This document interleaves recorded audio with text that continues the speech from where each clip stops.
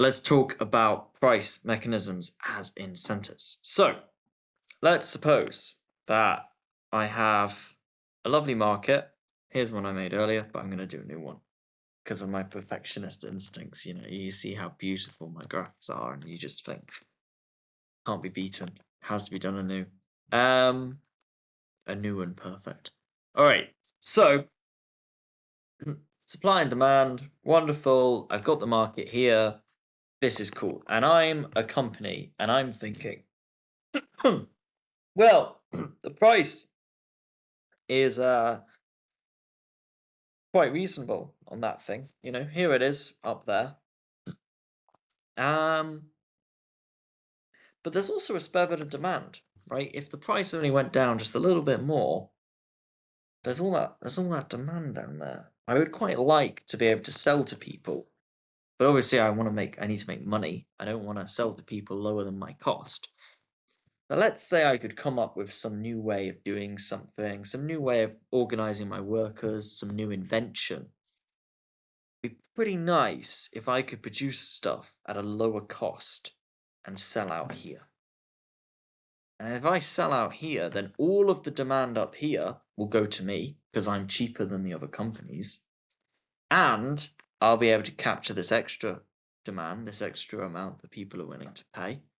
I can make a lot of money if only I reduce the cost. So what is this? This is the fact that the price being up here is an incentive for the company to go, if I can just find a way of making something a lot more cheaply, then I can sell for just a little lower price. I can capture a huge amount of the market, at least temporarily, before the other companies cotton on and copy whatever I'm doing. And I can make a lot of money. That's great for the company. It's also great for the consumer, because say that the company has really changed out the supply so that when everyone copies them, the costs have lowered significantly. Well, now the market's out here. There is more for less.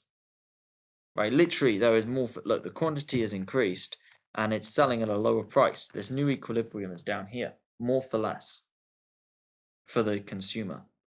And the reason how did we get there? We got there because a company went, hey, look, there's some more demand. The demand curve doesn't bottom up. Oh, I'm sorry.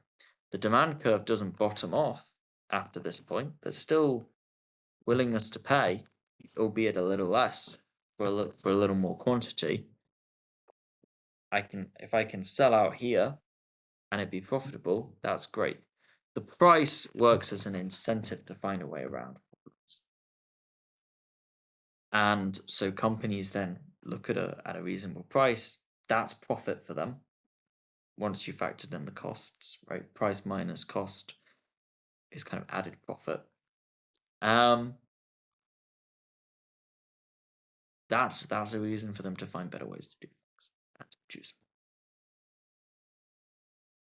That's pretty cool as a way of incentivizing growth in the economy, as a way everyone's just doing their own thing completely selfishly, and yet it can work as an incentive to improve things, because when this system works well, it's a way of rewarding people for helping other people. That's when it works well. Obviously, there are exceptions. We shall talk about market failure in a few videos. But anyway, so this is price mechanism as an incentive to make things better.